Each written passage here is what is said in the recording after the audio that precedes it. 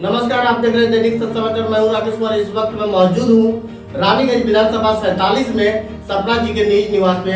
मुझे सूत्रों के द्वारा पता चला था कि सपना जी जो है कि चुनाव लड़ना चाहती है विधानसभा 47 से, और मैं सपना जी से बात करता हूं कि क्यों चुनाव लड़ना चाहती है। सपना जी, आप जो है, मुझे सूत्रों के द्वारा पता चली थी कि आप जो है कि भावी प्रत्याशी है विधानसभा 47 से, तो आप क्या कहेंगे? जी, आपको बिल्कुल सही पता चली है कि काफ़ी चर्चा है, तो हम भावी प्रत्याशी हैं। ठीक है।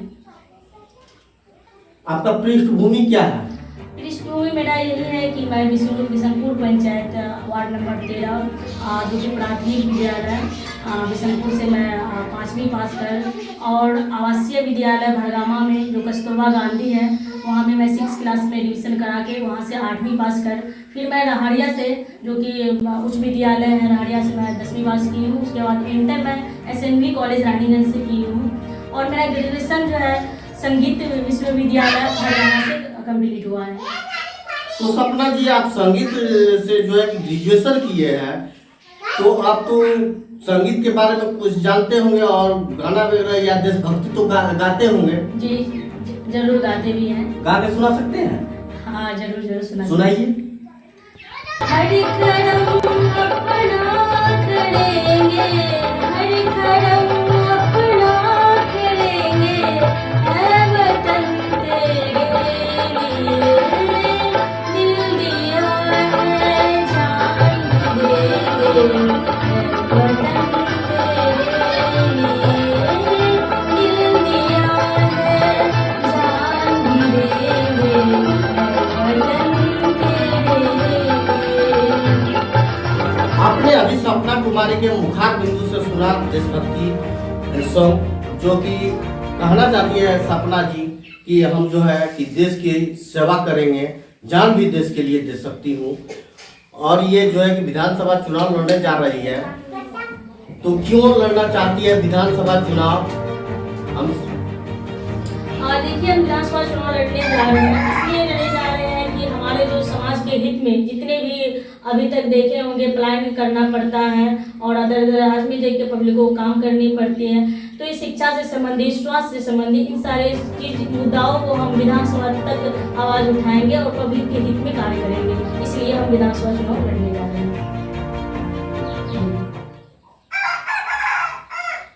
लोगों के पास जनहित में आप किस तरह से पहुंचते हैं लोगों के पास, और किस तरह से जो है कि आपको आशीर्वाद मिलते हैं? देखिए, हमारा जो विधानसभा क्षेत्र है 39 पंचायत है, तो हम लोगों के पास जाते हैं, डोर टू डोर जाते हैं, लोगों से बात करते हैं, जो हमारे पार्टी की जो मुद्दाएं हैं उनको बताते हैं, तो लोगों का आशीर्वाद हमें बहुत ही प्यार से दुलार से मिलते हैं, क्योंकि हम इस समाज के बेटी भी हैं और बहू भी हैं, और यहाँ के रानीगंज विधानसभा के जन्मिल आदमी भी हैं।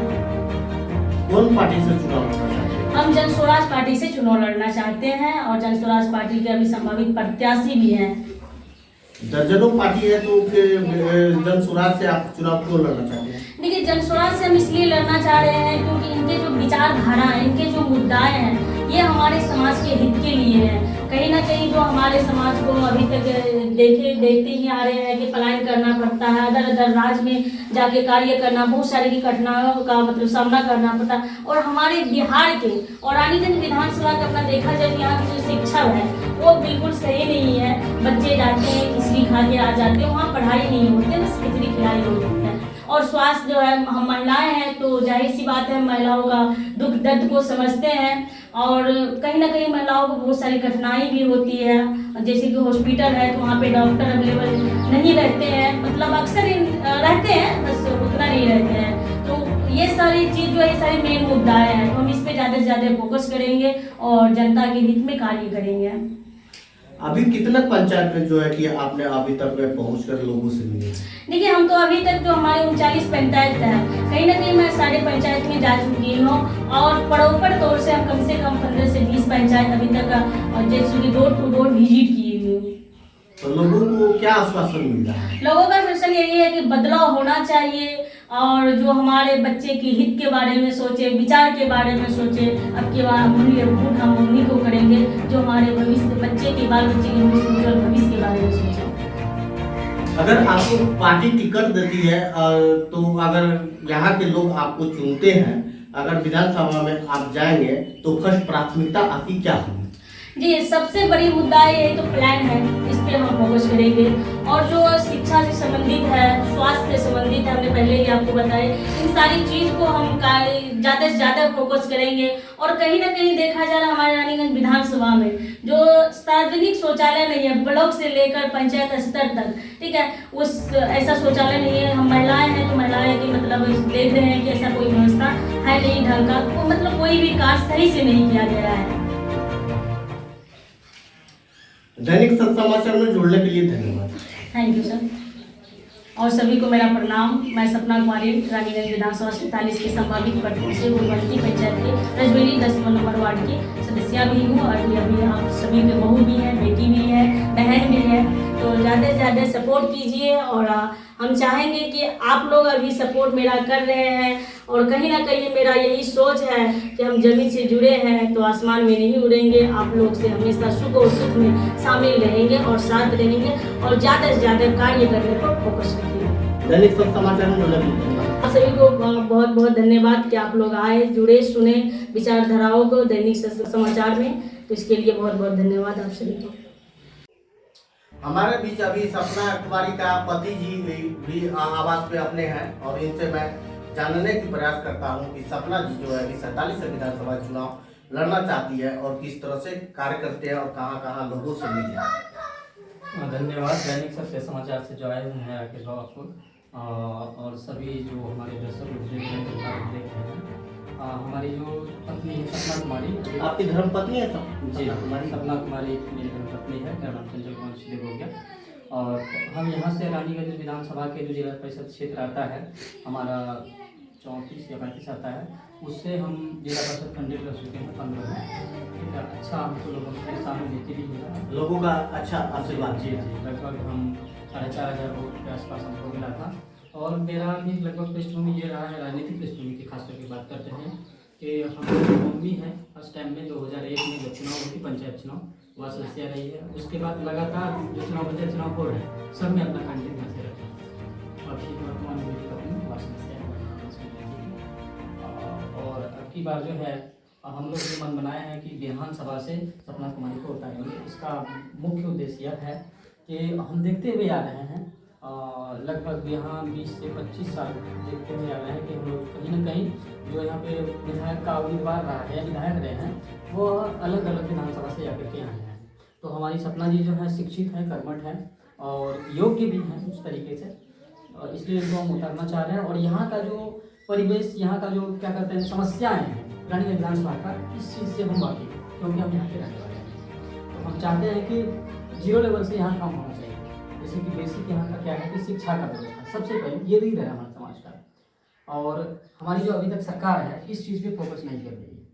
तो प्रशांत किशोर जी जो है हमारे जन स्वराज के सूत्रधार, इनका साफ स्पष्ट कि अगर इनकी सरकार बनती है तो सबसे पहले शिक्षा पे काम करेंगे, उसके बाद सबसे बड़ी मुद्दा जो है पलायन का मुद्दा। हमारे बिहार के लोग ज़्यादातर दूसरे राज्य में जाकर हम काम करते हैं। तो किस तरह से आप लगाएंगे? जी, इस पे हमारे देखिए हम तो अपने विधानसभा लेवल पे ही काम करेंगे और हमेशा कोशिश ये रहेगा कि अपने विधानसभा के अंदर ही कुछ यहाँ पे इस्टेब्लिश करें, जैसे कारखाने हो गए या कुछ फैक्ट्री हो गई, ताकि यहाँ का पलायन रुक सके।